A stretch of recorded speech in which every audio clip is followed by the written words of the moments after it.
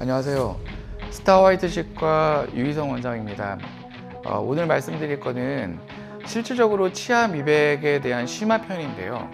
우리가 치아 미백을 어떻게 하면 잘할 수 있을까, 쉽게 할 수 있을까, 적용할 수 있을까는 뭐 많은 연자분들이라든지 많은 교수님이라든지 치과 의사분들이 강의를 했지만, 미백 치료를 하는 중에 혹은 치료 후에 혹은 치료 전에 발생할 수 있는 부작용이라든지 환자분들이 하는 질문이라든지 혹은 가장 치과 의사들이 싫어하는 컴플레인 같은 경우에는 어떻게 대처를 할 건가라고 하는 부분들에 있어서는 정작 치과 의사분들이 많이 궁금해 하시지만 그거에 대한 내용들이 별로 많지가 않아서 오늘 해드리는 이 내용 자체는 치과 의사분들한테 굉장히 유용할 거라고 생각이 돼서 저도 많이 기대를 하고 있는 내용인데요. 치아 미백 중에 또는 후에 잇몸이 따끔거리고 하얗게 됐다라고 하시는 분들이 있습니다. 이런 부분들을 경험해 보신 치과 의사분들 분명히 있을 건데요. 이런 경우에는 저도 처음에는 굉장히 덜컥 겁이 났었거든요. 왜냐하면 치아 미백을 해주려고 미백을 했는데 갑자기 잇몸이 하얗게 돼 갖고서는 그렇게 나타나시는 분들이 있고요. 미백을 중간에 잇몸 너무 따끔따끔하다고 이렇게 손을 드시는 분들이 있거든요. 이런 분들 같은 경우에는 왜 그렇게 되냐면 치아 미백에 보시면은 그 과산화수소가 포함이 되어 있잖아요. 이 과산화수소에 의한 케미컬 버닝이라고 보시면 되는데요. 이런 경우 나타났을 때는 환자분들한테 솔직하게 설명을 드리고요. 안심을 시켜 드리면 됩니다. 실질적으로 이렇게 따끔따끔한 증상이요. 불과 몇 초, 몇 분 정도 가고요. 아무리 심한 분들이라 하더라도 저희가 현재 사용하는 약물의 농도에 의해서는 그렇게 심하게 되지 않기 때문에 환자분들 안심을 시켜드리면 되고요. 환자분들 안심시켜 드릴 때 저 같은 경우에는 초기에는 미백 약물을 갖다가 손에다가 이렇게 발라서요. 보면은 바르게 되면 손도 이렇게 끝이 하얗게 됐거든요. 이렇게 되면 괜찮다고 안심을 시켜드리면 환자분들이 바로 안심을 하고요. 이렇게 버닝이 나타났을 때는 어떻게 하냐면 물로 린스를 먼저 해주고요.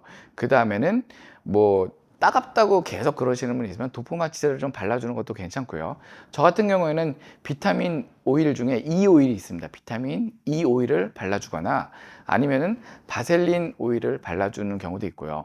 그러니까 비타민 E 오일을 바르는 경우는 대부분 뭐냐면 수분을 거기에 건조하지 않게끔 그 화상을 입은 데는 건조하지 않게끔 하는 게 제일 중요하기 때문에 그 방습을 해준다고 생각을 하시면 됩니다. 많이 민감해 하시는 분들 같은 경우에는 흔히 나오는 오라메디 연고 있잖아요. 그거 좀 발라주시면 좋고요. 얼음찜질은 굳이 안 해주셔도 괜찮습니다. 이렇게 하얗게 되면 비타민 E 오일이나 바세린, 오라메디 연고 발라주시면 괜찮아지시는 거고요. 하루만 지나더라도 이게 바로 괜찮아집니다. 좌측 측철지에도 보시면은 저렇게 하얗게 보이시고요. 이렇게 보시면 아래쪽에 전반적으로 이렇게 되어 있는데 흔히들 이렇게 되는 게 뭐냐면 땜을 하실 때요. 수분을 잘 날리고서는 건조한 상태에서 땜을 하시면 좋은데 수분이 있는 상태에서 땜을 하시게 되면 미백 약물하고 그 수분이 같이 혼합이 돼서 땜이 완벽하게 안 되기 때문에 이렇게 되시는 경우가 많이 있습니다. 처음에 땜을 하실 때요. 건조를 잘 시키고요. 땜을 하실 때 방향을요. 이 방향이 아니라 이 방향으로 하시면 좋아요. 치아 표면을 따라서 치은 열구 쪽으로 땜이 들어갈 수 있게끔 이렇게 해주시고요.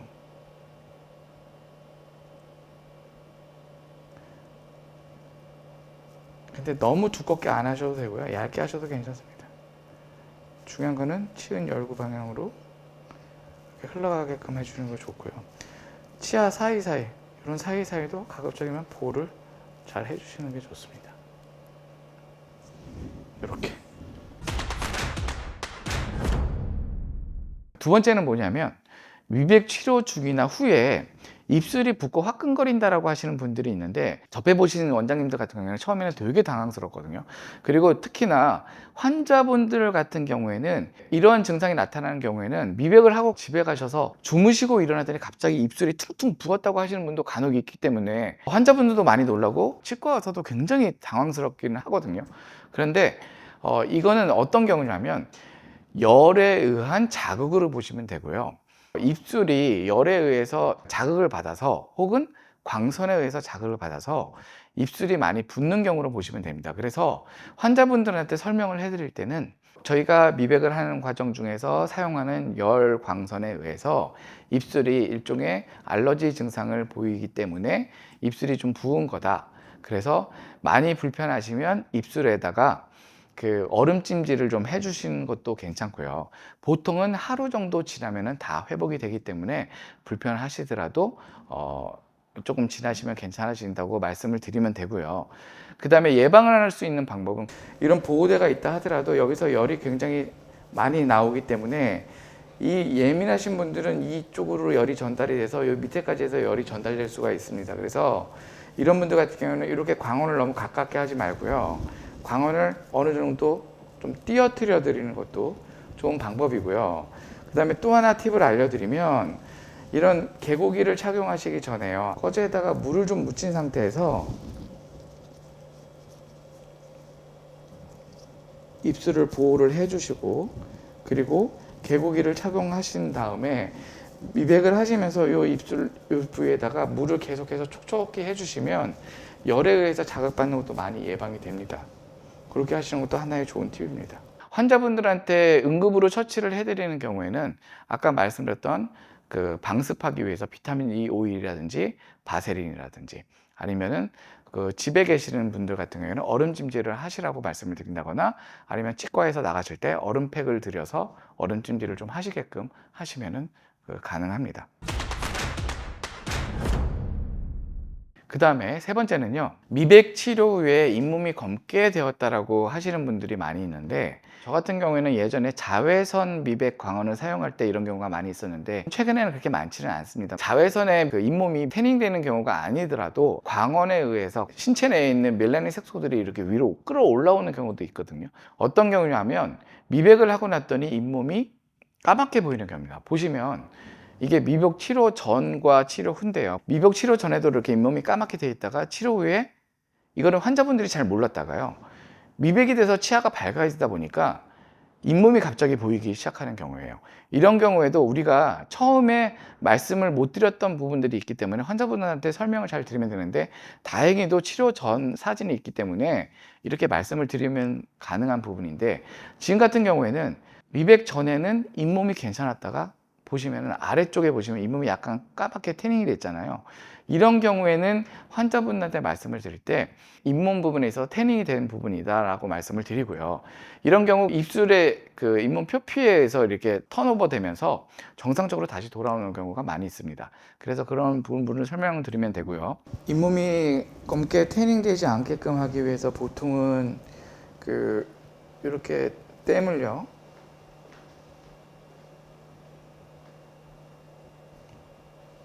이런 식으로 하고 예전에는 이렇게 잇몸까지 밑에까지 쭉 해서 땜을 하라고 했었거든요.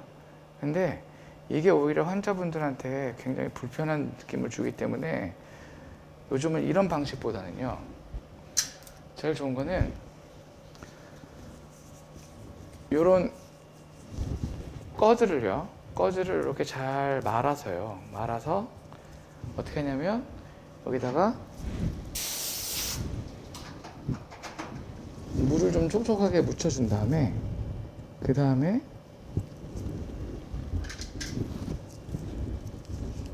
앞에다가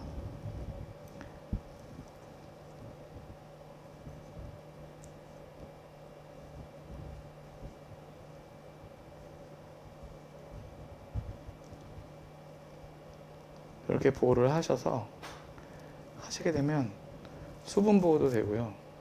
그 다음에 잇몸에 광선이 직접 자극받는 것도 예방하실 수가 있습니다. 그 다음에 네 번째, 잇몸 허물이 벗겨진다. 이 경우는 어떤 경우냐면 가장 흔한 경우가 진지댐을 하잖아요. 진지댐을 하는데 건조된 상태에서 진지댐을 하고 나서 이거를 제거할 때 그 표피하고 이 진지댐하고 같이 이렇게 붙어 있는 경우에 이거를 떼는 경우에 그 표피가 같이 상피가 탈락되는 경우가 이런 경우인데 이런 경우에 환자분들이 대부분 좀 따끔하다고 하는 경우라든지 아니면 심한 경우에는 뭐 앵글 와이더에 의해서 이게 같이 상처가 난다거나 혹은 롤 코튼을 이렇게 입술에 해주는데 이게 건조된 상태에서 이걸 제거하다 보면 롤커튼하고 같이 상피가 이렇게 붙어서 떨어지는 경우도 있기 때문에 이런 경우에도 마찬가지로 상처가 나게 되면 오라메디 연고를 발라준다거나 바세린을 발라준다거나, 아니면 예방하는 방법은 특별한 건 없지만 그 롤커튼을 제거할 때는 물을 충분히 묻힌 다음에 롤커튼을 제거를 해주고, 그 다음에 앵글와이드 할 때도 조심스럽게 해주고, 진지댐 제거할 때도 조심스럽게 제거를 하면 이런 부분을 충분히 예방을 할 수가 있고요. 오른쪽에 화면을 보시면 아래쪽에 보시면 잇몸이 좀 그 충혈되어 있는 걸 보실 수가 있는데, 이거는 진지댐 제거할 때 그렇게 좀 된 거고요. 다섯 번째 보시면 다른 사람은 미백이 잘 되는데 왜 나만 안 돼요? 이런 경우도 환자분들이 가끔가다 얘기를 합니다.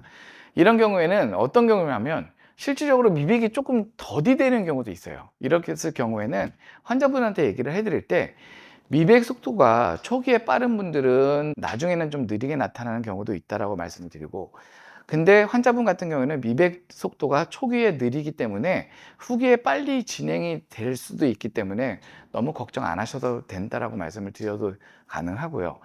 또 어떤 분들은 이런 분도 있어요. 미백을 하고 나면 분명히 밝아지지만 그게 집에 가서 생활을 하는 동안에는 이게 자꾸 눈에 익거든요.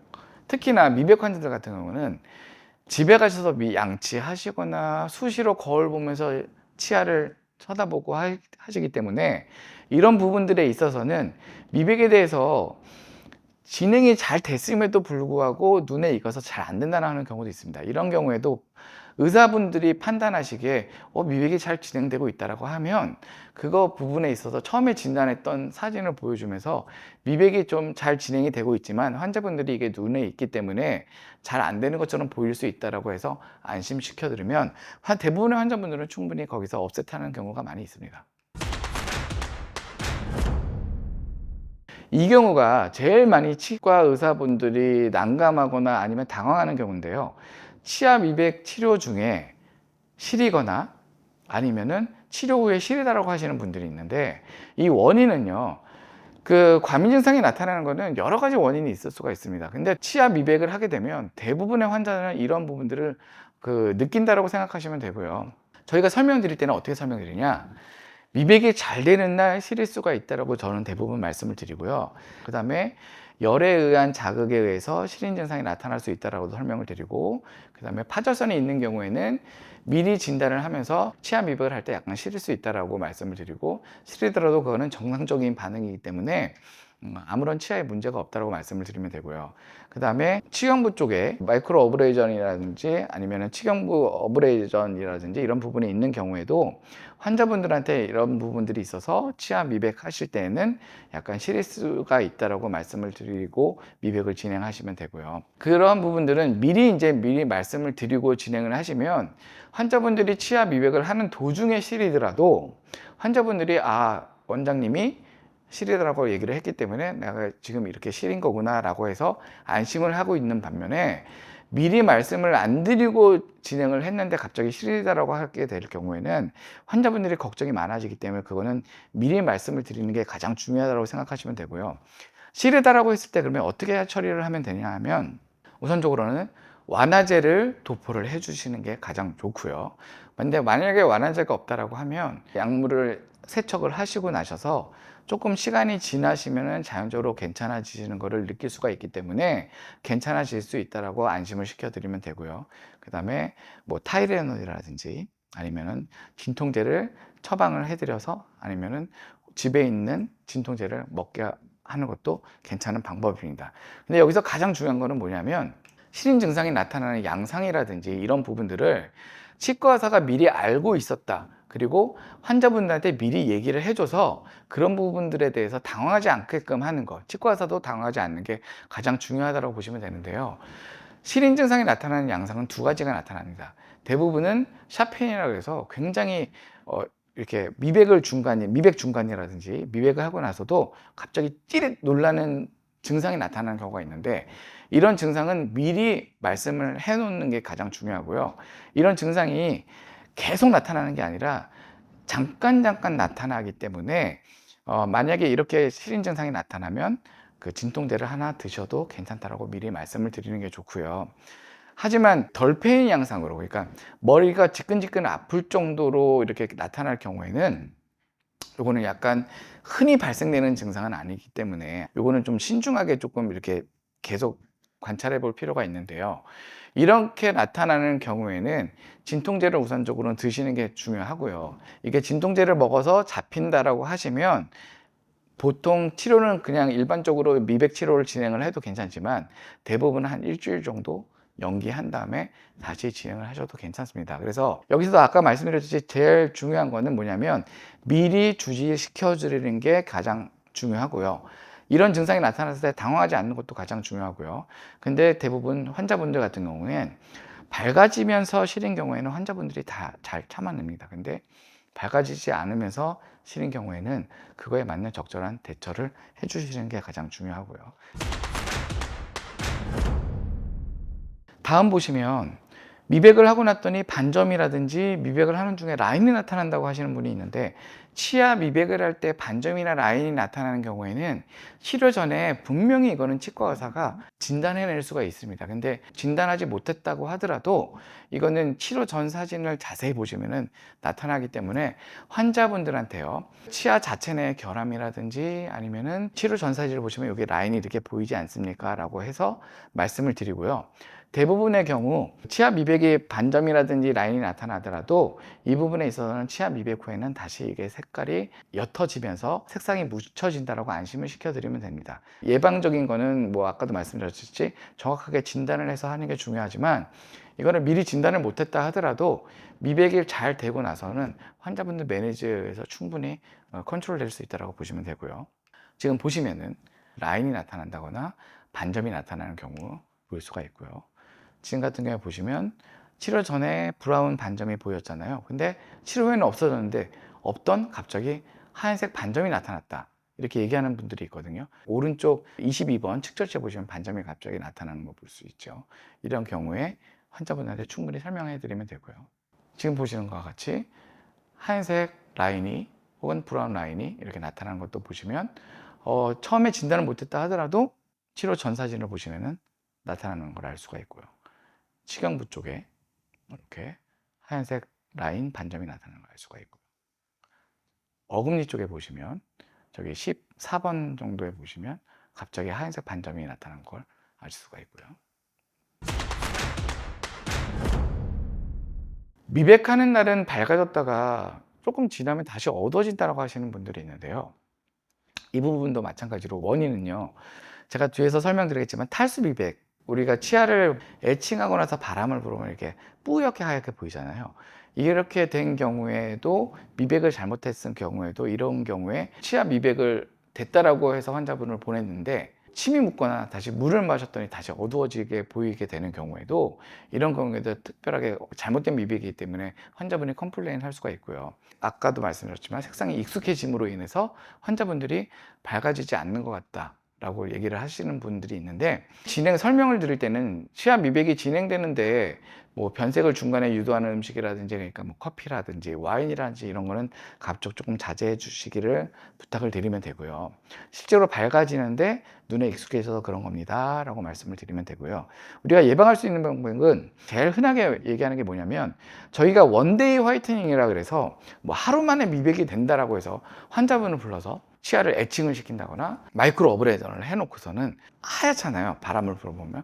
그래서 미백을 쭉 하고 나서 환자분 보여줄 때는 바람을 불어서 건조해진 상태에서, 초키한 상태에서 자 미백을 됐어요 라고 하면 환자분들은 미백이 됐다 라고 생각하지만, 그 상태에서 바로 나가서 화장실 가고서는 치아 미백이 됐나 라고 해서는 양치 한번 하고 나서 이렇게 봤더니 갑자기 물이 묻었더니 치아가 다시 어둡게 된 경우에 환자분이 나오자마자 얘기하는 게, 미백을 했는데 다시 이렇게 어두워졌는데요 라고 얘기하게 되는 경우가 있거든요. 그래서 원데이 화이트닝 이런 것들 하시면 안 되고요. 그 다음에 에칭을 해서 치아 미백을 탈수 미백을 시키면 안 됩니다. 그래서 그런 경우 주의 깊게 하시고 그 환자분들한테 설명을 충분히 해주시면 괜찮고요. 아까 말씀드린 탈수 미백은 에칭 시킨 후에 건조시키게 되면 초키한 색상이 나타나서 그 미백이 된 것 같은 그런 양상을 보이는 경우인데, 이게 어떤 경우냐면 수분이 빠지면 치아에 미세세관이 이렇게 오픈이 되잖아요. 거기에 공기가 들어가게 되면 빛이 거기에 침투하면서 빛이 굴절되면서요, 빛이 산란되면서 이게 하얗게 보이는 양상이거든요. 그래서 이런 경우에는 하시면 안 된다라고 알고 계시면 됩니다. 보시면은 치료 전인데 이거를 애칭을 시킨 거예요. 애칭을 시키고 고농도의 미백제를 이용해서 이렇게 탈수를 시키면 미백은 되어 보이지만 이거 물 묻으면 다시 어두워져 보입니다. 왼쪽하고 오른쪽 탈수 미백. 탈수 미백도 제가 2006년도에 제가 발표한 내용이긴 한데요. 왼쪽에 미백 전, 미백 후, 미백 전, 미백 후. 이런 경우에 물 묻게 되면 다시 어두워집니다. 전형적인 양상이죠. 이거는 탈회가 너무 많이 되니까 저렇게 초췌한 화이트가 보입니다. 이 경우에도 미백 후에 주의를 하셔야 됩니다. 미백 치료 기간 중에 적당한 치료 주기는 어느 정도인가요? 라고 해서 환자분들이 미백하시기 전에 말씀을 해주시거나 아니면 치과 의사분들도 궁금해 하시는 일이 많은데요. 적당한 치료 주기는 없습니다. 별 의미가 없고요. 과민 증상이 있으신 분들은 아까도 말씀드렸지만 샤페인이 있는 경우에는 하루만 지나면 자고 일어나면 증상이 없어지거든요. 그런데도 불구하고 환자분들의 심리적 안정을 위해서는 뭐 하루 정도, 이틀 정도 연기를 안정화될 때까지 연기를 하는 게 중요하고요. 대부분은 한 일주일 정도 연기를 해놓고 그 다음부터는 정기적으로 치료를 하면 되는데, 치료 주기는 과연 어느 정도가 적당하냐? 논문에 의하면 보통 한 2, 3일 주기로 미백을 하신 분들의 결과라든지 아니면 일주일 주기로 미백을 하신 분들의 결과를 놓고 봤을 때는 결과는요, 2, 3일 주기로 미백을 하신 분들의 결과가 훨씬 더 좋긴 하고요. 그 다음에 미백을 하면서 자연적으로 나타나는 탈석회화가 재강화되는 주기는요, 오히려 미백을 2, 3일 주기로 했던 경우가 재강화되는 경우가 훨씬 더 빨랐다고 하는 논문들이 있거든요. 그러한 논문들을 보더라도 치료에 대한 적당한 주기는 크게 의미 차이는 없고요. 저 같은 경우에는 2, 3일에 한 번씩 불러서 미백을 하는 편입니다. 근데 미백이 잘 안 되시는 분들 같은 경우에는 저는 매일 부르기도 하고요. 2, 3일 주기로 와서 그날 미백을 3회도 하고 4회도 하고 5회도 하기도 합니다. 그렇게 해서 미백을 조절을 하는 편이기도 하기 때문에 미백을 하는 적당한 치료 주기보다는 미백을 하는 횟수라든지 그런 부분들에서 치과 의사분들이 판단하기에 미백이 좀 잘 되는 날 같은 경우엔 미백을 조금 더 진행해 주시는 것도 괜찮다라고 생각하시면 됩니다. 그리고 미백이 끝나고 난 다음에 환자분들이 주로 하는 질문이라든지 컴플레인 같은 건데요. 환자분들이 저는 처음에 생각했던 것보다는 하얗게 되지 않은 것 같아요 라고 말씀하시는 분들 같은 경우에는 치료 전후 사진을 보여주면서 비교를 해주신과 동시에 치아 미백은 치아를 하얗게 하는 것이 아니고 밝고 맑게 깨끗하게 하는 것이다라는 것을 말씀을 해주시는 것도 중요하고, 이 내용은 치료 전에도 반드시 말씀을 해주셔야 되는 게, 치아 미백을 보통 하러 오시는 분들은 나 이빨 하얗게 하고 싶어서 왔어요 라고 얘기하실 분들이 거의 100이면 100이기 때문에 치아 미백은 하얗게 하는 것이 아니라 밝고 맑게 하는 것이다, 깨끗하게 하는 것이다 라는 것을 꼭 말씀을 드리는 게 중요하고요. 그 다음에 라인이나 반점이 자꾸 눈에 거슬린다라고 하시는 분들 같은 경우엔 치료 전후 사진을 아까도 말씀드렸지만 비교를 해드리면서 치료 전에 있던 치질의 결함 상태를 확인해 주시고요. 그 다음에 다른 부분이 밝아지거나 어두워지면서 색상이 이렇게 같이 동화가 된다라고 말씀을 드려서 안심을 시켜드리면 되고요. 만약에 업셋을 못 하시는 분들이 있으면 레진 치료라든지 아니면 심미보철 치료로 이렇게 설명을 드려도 괜찮습니다. 그리고 또 이런 분들도 많이 있는데 잇몸 뿌리라든지 아니면 이 끝쪽이 나는 이렇게 밝아진 것 같지 않다라고 말씀하시는 분들이 있거든요. 특히나 송곳니 같은 경우에 다른 데보다 미백이 안 됐다고 하시는 분도 굉장히 많은데, 치아의 두께가 두꺼워서 치아 미백 효과는 원칙상으로 송곳니 같은 경우에는 잘 나타나지 않습니다 라고 말씀을 드리는 게 맞고요. 그 다음에 뿌리 쪽은 잇몸 보호를 위해서 저희가 미백 약물을 도포를 하지 않기 때문에 이쪽은 그리고 미백을 하지 않는 부분입니다 라고 말씀을 드려서 그쪽을 설명을 드리면 될 것 같고요. 네, 그래서 지금까지 이렇게 미백 치료 전이라든지 치료 중이라든지 치료 후에 나타날 수 있는 부작용이라든지 환자분들의 컴플레인에 대해서 대처할 수 있는 방안에 대해서 알아보았습니다. 지금까지 시청해 주셔서 감사합니다.